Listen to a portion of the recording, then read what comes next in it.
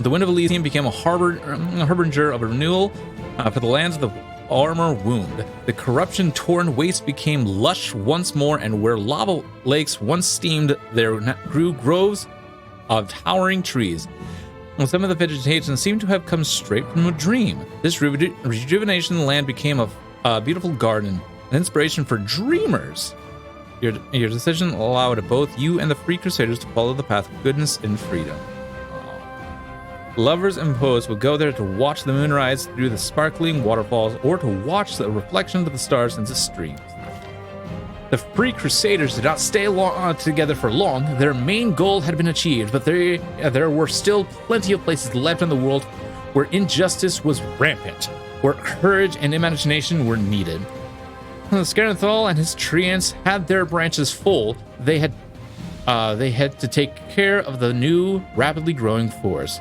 Scaranthal, during this time as a Free Crusader, came to understand and even love city customs. In his own way, he often dropped by Dresden and even officially adopted all the teenagers from the commander's court. Oh, neat. And he cared for them just as selflessly as if they were his own trees. The fate of the Mimic Crusaders was most astonishing of all. They formed their own knightly order. Oh, then changed their mind and decided to become pirates, then settled on being pirate knight acrobats. What? What? Okay. They sailed the seas on a massive ship, quite possibly another Mimic. Oh god, that's terrifying. Singing shanties, juggling cutlasses, saving beautiful damsels, and, on rare occasions, boarding someone they didn't like. Ivu would visit her large family in Elysium, but nothing could make her part with her best friend for long. I go where you go, was her motto. Much later, all grown up, Ivu went off on her own adventures. She traveled the plains, bravely helping good souls in distress, and, of course, seeking out places where they baked the best cookies. As the leader of the Crusaders, the commander won their loyalty and obedience. He achieved impressive progress in the Crusade areas of leadership, logistics, and military. Even in the Crusade's darkest hours, the commander found ways to restore the army's supply lines. His military acumen was beyond question. Under his leadership, the divided, poorly trained Crusader forces were reforged in an invincible army. Due to the success, you achieved success in diplomacy of the commander's diplomatic strategy. By the end of the war, Mendev's true political center was Dresden, not Niersen. After gaining the support of foreign rulers and finding allies in the capital, Dresden became the shining example of the new Mendev, one that was nurtured by the commander's ideas. The significance and accomplishment of the Crusade were so great that even a century after the end of the war, Dresden retained its prominence on the map of Aveston. You achieved considerable success in all areas of the military campaign. The commander's diplomatic, military, and administrative talent turned the fortress into a key political player. Queen Galfrey returned to Niersen with an intent to rule Mendev as before, but as it turned out, Mendevian society was hungry for change. The war-ravaged nation desired new leadership. The queen would not countenance yielding her authority to anyone else. She believed her duty to her homeland had not yet been fulfilled. Upon his return to Canabras, Holren ranted and raged against those who had been governing the city in his absence. But contrary to all expectations, Holren's inquisitors were far less vicious than days past. It seemed the time had come spent fighting. Your actions allowed Prelate Holren to remain ruler of Canabras. Fighting in the Fifth Crusade had tempered him somewhat. The wardstones from the chain that once guarded the borders of Mendev were carefully disassembled one by one. The angels that had been trapped inside returned to heaven to heal their wounded spirits and prepare for new battles against evil. Looking for a good multi-class for this game on the PS5 version of this game? Oh, neat. I have not played the PS5 version, but hopefully it turns out good. The Lady in Shadow found a way to benefit from the situation. By magnanimously accepting the warriors from the destroyed armies of Baphomet and Discari, she significantly bolstered the might of the Midnight Owls. Few realized that the commander had effectively foiled meticulous plans with his decision to keep the passage between the Abyss and Galarian open. The Lady in Shadow began preparing her defenses in secret. She knew that sooner or later, invaders would appear in her realm, and it mattered not whether they would be demons or mortals. Baphomet was too cunning for his own good and died his final death. Rumors say that upon hearing of Baphomet's demise, Asmodeus permitted himself a satisfied chuckle that shook the halls of hell. The demon lord Discari died his final death, and his cult perished with him. His followers and demonic minions entered the service of Discari's sire, Pazuzu. With Pazuzu's terrifying rage stemmed from his offspring's demise or from his failure, none can tell. As for a good multi-class, I mean, it really depends on what you're looking for, what you're interested in. I'm not really, in all honesty, I'm not exactly one to give good advice on what multi-class to do. I will say that if you like basically locking down your opponents, my build is great. The commanders excavated in the Lucian era left a lasting impression on its citizen. Under Zeklik's management, the battle bliss gradually fell into decline. Audiences had grown bored of ordinary gladiator fights, and then the Hingian League closed due to a lack of members. Realizing that his talents as an arena steward would never be appreciated in the Abyss, Zeklix sold the battle bliss and used the proceeds to relocate to Hell, where he finally found himself a home. The flesh market had been ravaged, but it proved impossible to completely destroy them. After the commander left Lucianiera, new slavers took over the stalls, and new shipments of slaves were chained to the platforms. Gristov, the envoy of the Pathfinder Society, took advantage of the situation and rose to the top of the slave trade. He sold demons to other demons and used the proceeds to buy the freedom of mortal slaves. Oh, he soon founded the first Pathfinder Lodge in the Abyss. Oh, that's neat. Despite numerous attempts to cut down, uproot, or burn the tree growing on the site of the ravaged flesh markets, nothing worked. It continued to grow at the heart of Lucianiera, its roots going deeper into the island. Some demons worried that one day the roots would go through the Ishiar, the Maelstrom, and so under the plane of the Abyss. The unrelenting killer and vigilante known as Red Mask continued her purge of Lucianiera and assembled a full squad of Azamar assassins. Demons enjoyed listening to the stories of their bloody exploits, that is, until the assassins came to collect their heads. The place where the commander's camp had once stood became a symbol of freedom for runaway slaves in the Abyss. They flocked to the Nexus by the hundreds and erected a real fortress which held out against several assaults by the slavers. Life returned to the Polaris Falls. The rushing river, awakened by the commander's power, washed over the wasteland and swept away the burial grounds surrounding the temple. When the water had abated, pilgrims began to arrive at the temple, wishing both to worship Pelura and honor the memory of the fallen defenders who had held the line in obscurity for over a century. The lake by the temple gate always held the reflection of a starry sky, even in daylight and at night.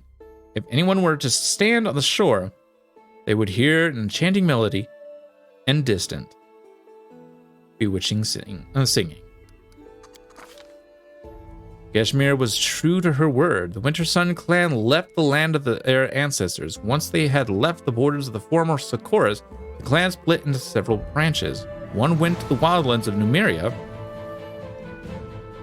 Others set off for free Erysia. A small group led by Gesmirha chose to travel to Andoran, where they were lost among the many refugees fleeing other lands and other wars. The Winter Sun clan ceased to be. The Terabades were adamant about retiring from military service, leaving it all behind and escaping together. But Urgent Eagle Watch business forced them to stay for a week, then for a month, then for many years. And he's like going crazy here. Hold on. Ow. Even as Anavia cursed their lot, however, her eyes would shine with pride, for she was always the first to admit that Irbeth was not the kind of person who could just up and retire. You helped Irbeth to control her inner turmoil and take heart again. Several hundred years after the conclusion of the Fifth Crusade, somewhere on another plane, far from both the Abyss and Galarian, two runaway Liliths met, Minago and Chivaro. They met, never to part again.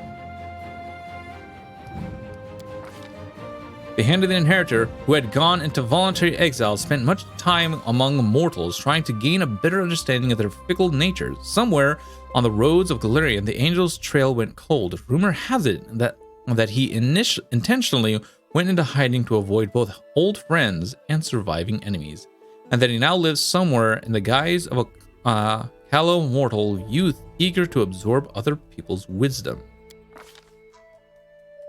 The abyssal boy named Zorgus had intended to leave the material plane, but a conversation with the commander at the victory over the World Womb caused him to change his mind. The details of this conversation are unknown, but a week later, Zorgus knocked on the door of the Pantheon Society's Grand Lodge and was accepted into the society as a ward. It was the beginning of a long, adventurous saga. The commander's decision to destroy the Numerian device that he had captured in the Blackwater clan encamped had dire consequences. Free of the mechanism, the inhabited and controlled it, the mysterious core of the device soon awakened and vanished in the flash of a magical energy. Within weeks, Numeria hunters began to tell tales of a strange construct that they had encountered in the mountains. It was the skeleton of a machine of some sort, alien and incomprehensible, that had been built by people with hollow eyes. I would like to play that story. For a time, the whereabouts of Nura Denderwar were completely unknown. But then the River Kingdom saw the publication of her shocking book, To the Abyss and Back, The Crusade Through the Eyes of a Former Cultist. He won the respect of the traitor Nura Denderwar. The book was banned in several countries, and a bounty was placed on Nura's head, but the elusive writer always escaped the clutches of the Inquisitors. For many years, Venture Captain Hilor continued to wander Galarian in a hopeless attempt to hunt down his nemesis, the Spinner of Nightmares. His hunt ended on an old road in the River Kingdoms, where he saw a group of monsters attacking an innocent family. He managed to save only one of them, a young girl who had been orphaned on that terrible night. Hilor took her in and was forced to temporarily halt his search for the Spinner. This pause lasted for a month, then a year. Abandoning his hopes of reuniting with Lowry, Hilor found a new purpose in caring for another person. Over time, he was able to once again find joy and hope in life. Having rediscovered his own story, the storyteller renounced his fragile body to ascend to Pharasma's palace and to become her usher.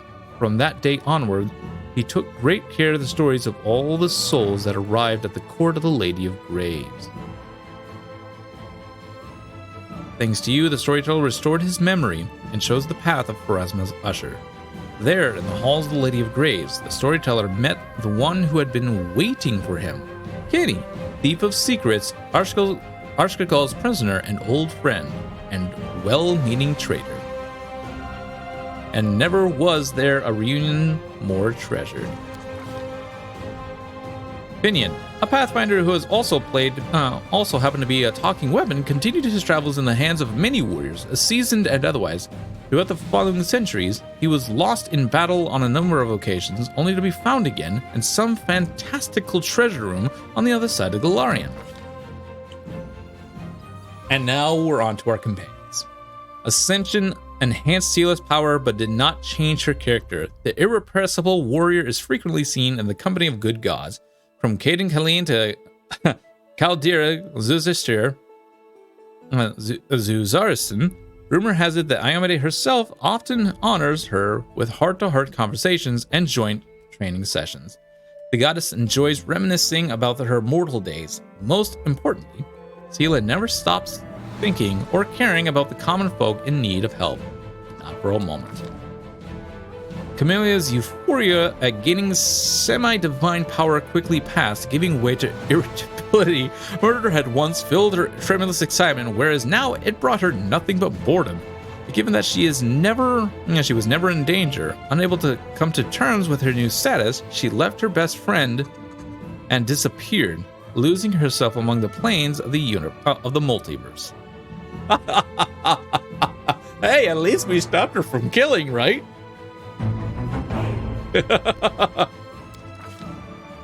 After Horcrux' death, an unknown half-elf woman laid claim to his fortune. She introduced herself as Horcrux' daughter and presented his will as proof. However, having received the fortune, the young woman transferred it to Mendez's treasury under a single condition. She insisted that the name of the Gorham family should be forever remembered in Mendez's chronicles as one of the state's greatest benefactors. That might have been Kamalia. Lance's ascension left him perplexed. He had intended to die in the war against the demons, but instead he was suddenly granted eternal life, and he had no idea what to do with it. After getting some advice from the commander, he made a to-do list. Go on a sea voyage, learn to read and write well, and, of course, defeat a few hundred more demons, just for old time's sake. Wendoag refused to ascend with the commander. She wished to walk her path alone, for our solitude brings length. I failed to gain Wendoag's trust and did not pay enough attention to her personal goals and problems. Well, we didn't get her until late in the game, so... After the war, the Huntress left the commander's service and, having cobbled together a band of ruthless mercenaries out of veteran crusaders, went to the River Kingdoms to conquer one of them herself. For a handful of years, she ruled over a dozen villages, until the local lords joined forces to put an end to her reign. Ascension was a true challenge for Ember. For years, she had rebuked the good gods for doing so little to help mortals, but now she finally understood the burden of divinity. Realizing that even her new powers were not enough to save all who suffered, she went to heaven to her grandmother, the Imperial Lord Andaletta, and asked to be her apprentice, but she continued to visit the mortal world to aid the defenseless or to convince a villain to change their ways.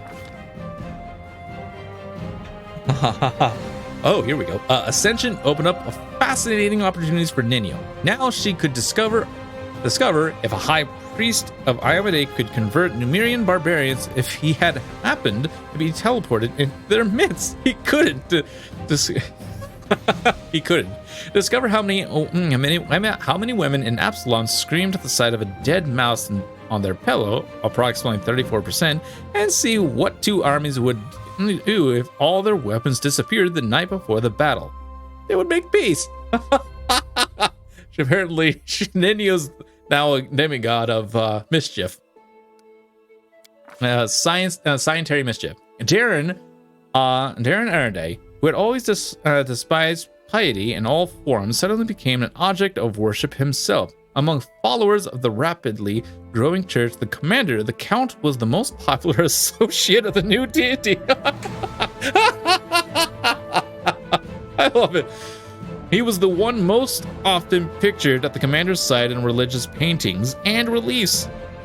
Possibly because artists found the handsome Azamar to be the most appealing subject. As for Darren himself, he solemnly swore never to answer a single prayer. It seems he duly kept his promise.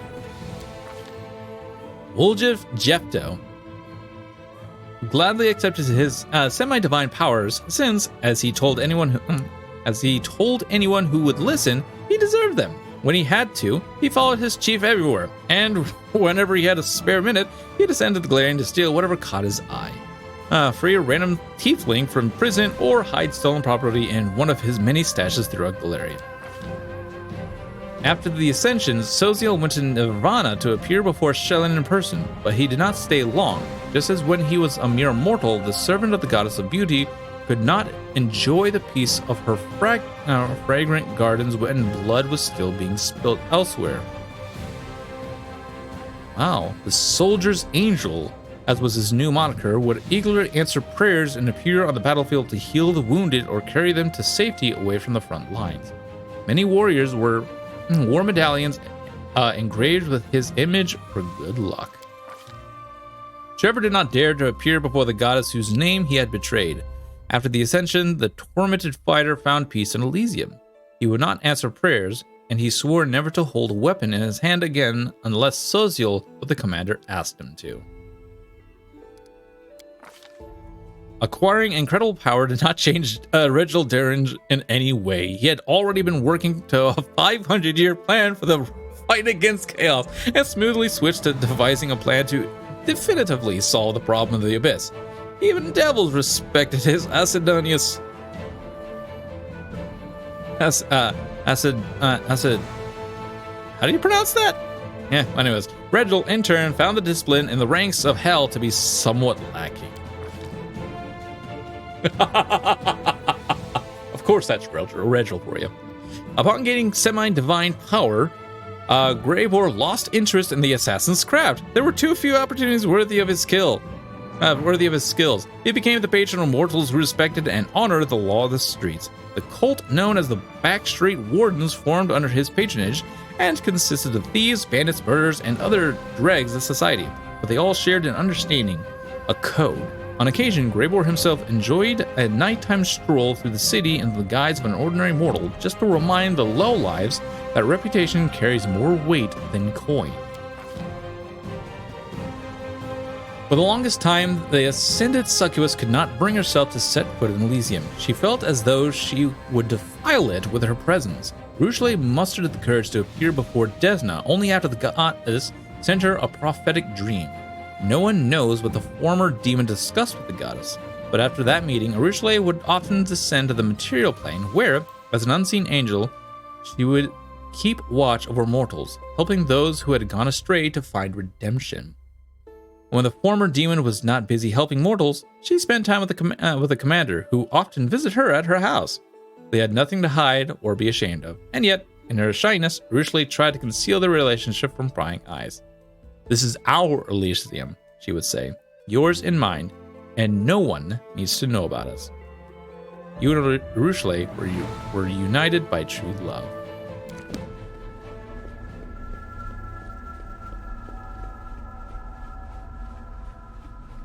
And what of me, the writer of these words?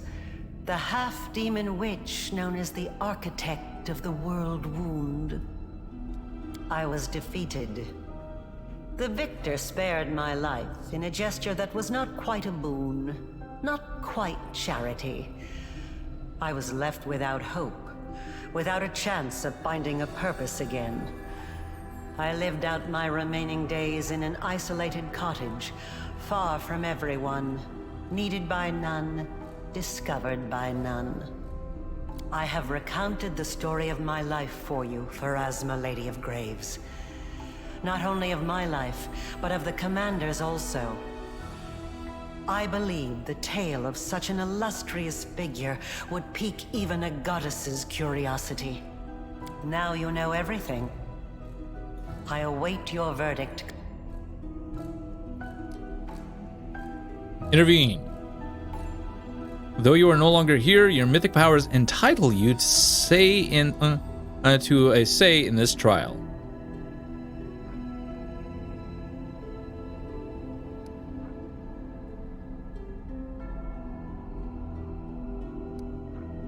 I appeal to your mercy. The planes have suffered enough.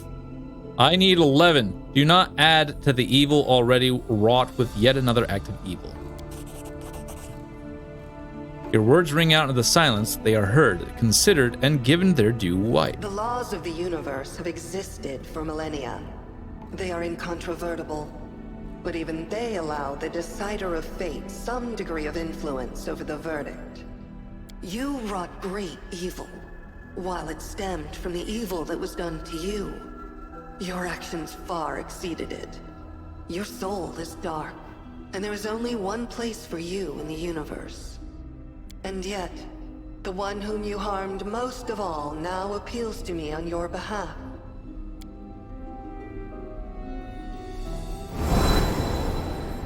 I shall send you to the Maelstrom, the plane on the edge of the world. A place to which the gods' gazes do not stray. There you will find yourself. Or you will perish in the whirlwind of chaos that is your soul. So be it.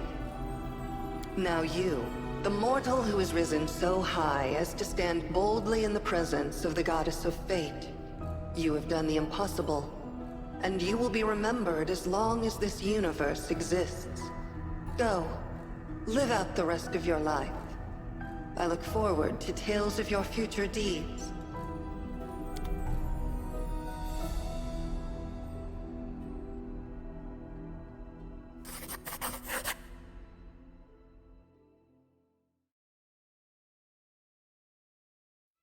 We did it, chat.